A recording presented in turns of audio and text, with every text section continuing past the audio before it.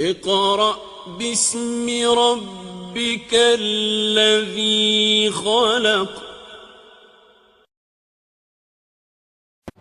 أما الذين قاموا بهدم القبور والأضرحة بدعوى أنها تساعد على الشرك وتصد الناس عن التوحيد، فهؤلاء أخبر عنهم الحبيب النبي صلى الله عليه وعلى آله وسلم.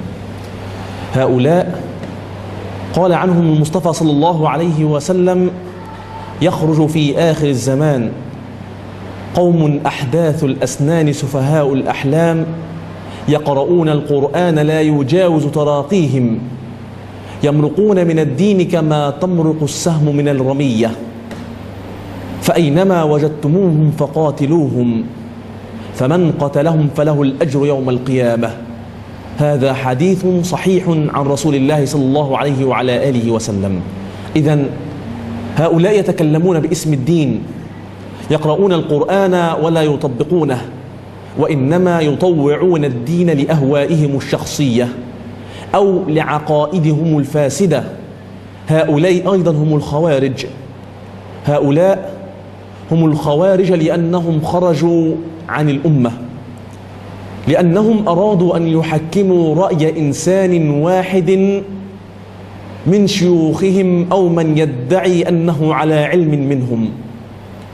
هؤلاء لو عادوا وسمعوا قول فقهاء المسلمين ما تجرأ إنسان على أن يفتي بهذا الأمر، لأننا حينما ننظر إلى الأئمة الأربعة لا نجد واحدا منهم قال بهدم ضريح أو قبر، لما في ذاك من حرمة عظيمة، لأن الذي يهدم قبرا أو ينبشه أو يستخرج رفاة إنسان هذا قد اعتدى على حرمة ميت.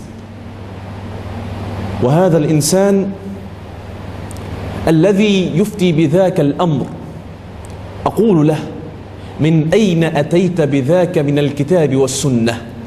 إن كان كما ذكرنا آنفا من حديث، فهل أنت عندك علم من ذاك الحديث بعلوم اللغة، أو كما قلنا بعلوم الناسخ والمنسوخ، أو بخصوص السبب وعموم اللفظ، أم بدلالة اللفظ على دلالة المعنى؟ إن كان عندك علم من هذا فأخرج لنا الدليل. أما غير هذا فهؤلاء كما أخبر عنهم النبي، هؤلاء يتكلمون بلسان الدين وما عندهم به من علم.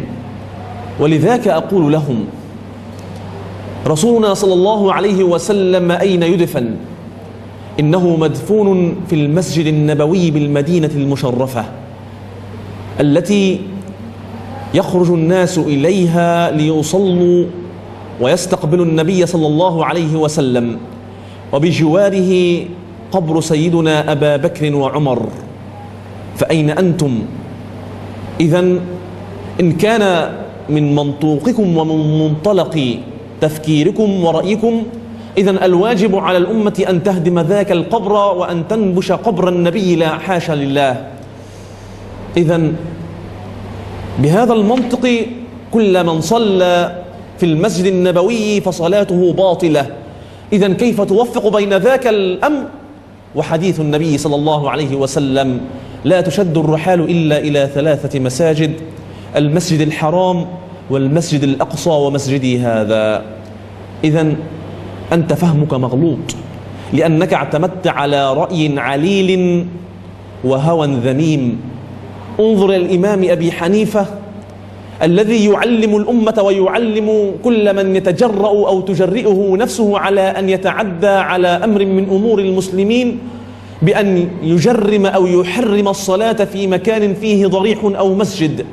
وأقول: الصلاة في مكان فيه ضريح أو مسجد ليس فيها من شيء إلا أن يتخذ الناس ذاك القبر وذاك الضريح قبلة يصلون إليها، هنا نتكلم.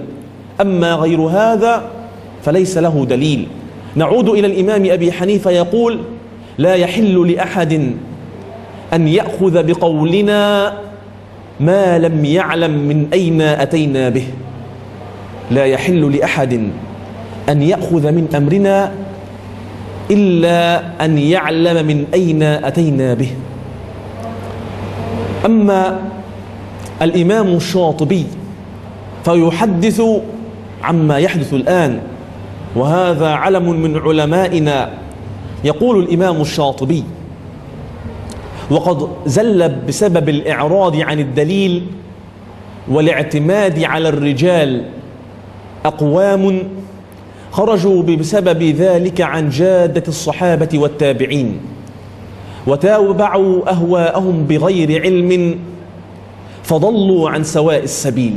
إذن الذي يحكم بلا دليل ويعتمد على أقوال بعض من يدعون أنهم مشايخ وعلماء، أخبر عنهم الشاطبي بأن هؤلاء قد ضلوا عن سواء السبيل لأنهم خرجوا عن جادة الصحابة والتابعين.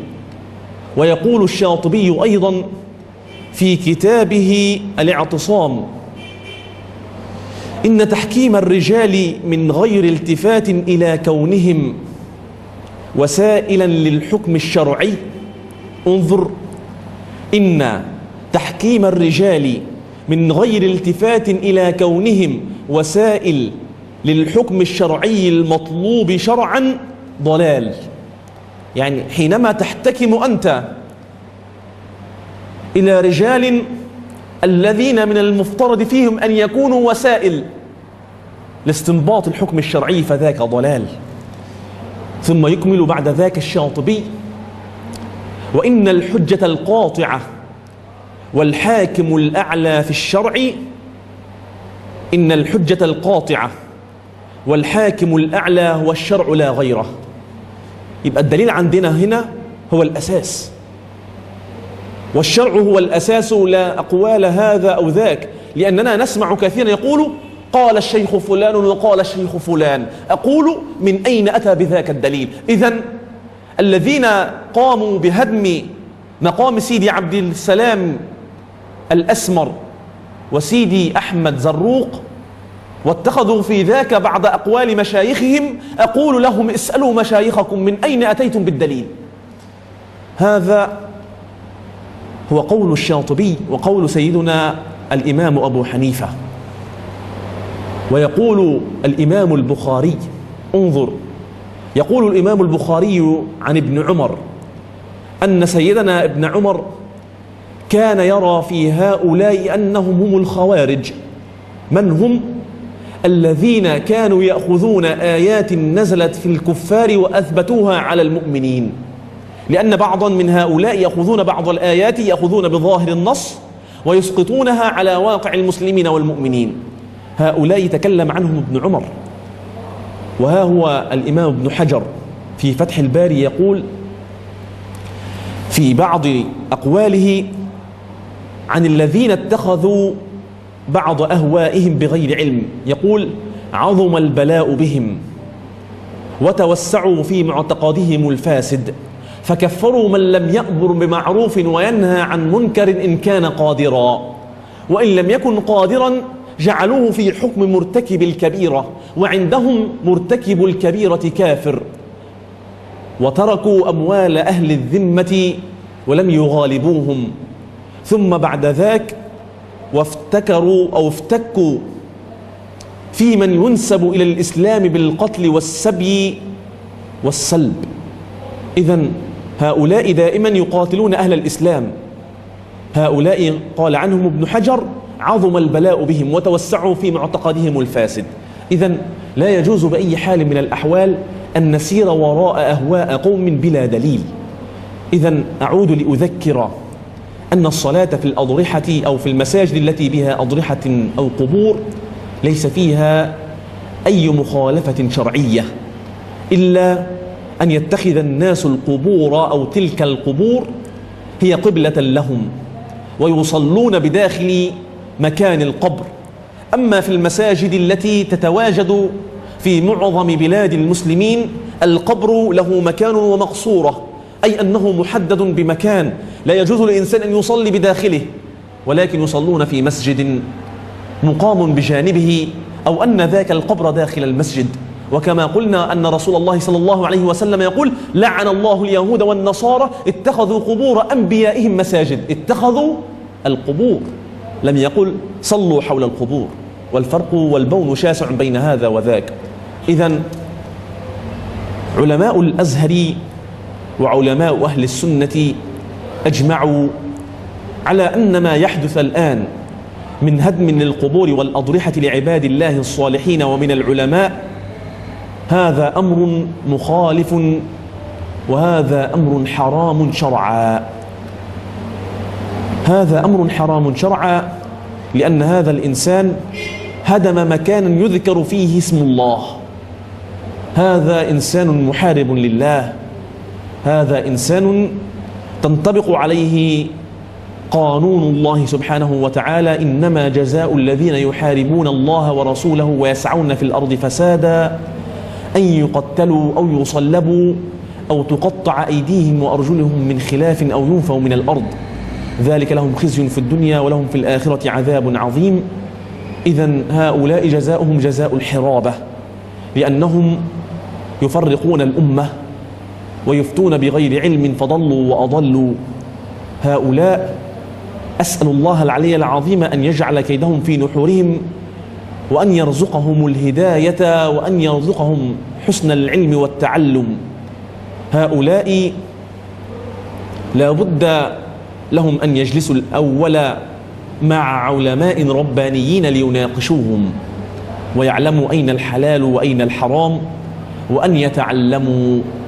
فأنا أكاد أن أجزم بأن معظم هؤلاء لم يحملوا من العلم الشرعي إلا قشورا. هؤلاء لو تركنا لهم الحبل على غاربه لغرقت الدنيا ولغرقت الأمة. هؤلاء حذر منهم رسول الله صلى الله عليه وعلى آله وسلم، وحذر منهم الصحابة، وهؤلاء قاتلهم الإمام علي حينما خرجوا عليه، وهم الآن يخرجون عن سبيل الأمة الإسلامية. أسأل الله العلي العظيم رب العرش العظيم أن يجعلني وإياكم من الذين يستمعون القول فيتبعون أحسنه، وأسأل الله العلي العظيم أن يرزق هؤلاء حسن الفهم، وأن يرزقهم الهداية والتوفيق، وأن يجمع شمل الأمة. اللهم اجمع شمل أمتنا ووحد كلمتنا وفرق يا رب شمل أعدائنا. اللهم واحفظ بلادنا من كل سوء وكل تغيير يا رب العالمين. اللهم انصر الإسلام وأهله وأذل الشرك وأهله يا رب العالمين. أقول قولي هذا وأستغفر الله العلي العظيم لي ولكم، وجزاكم الله عنا خيرا.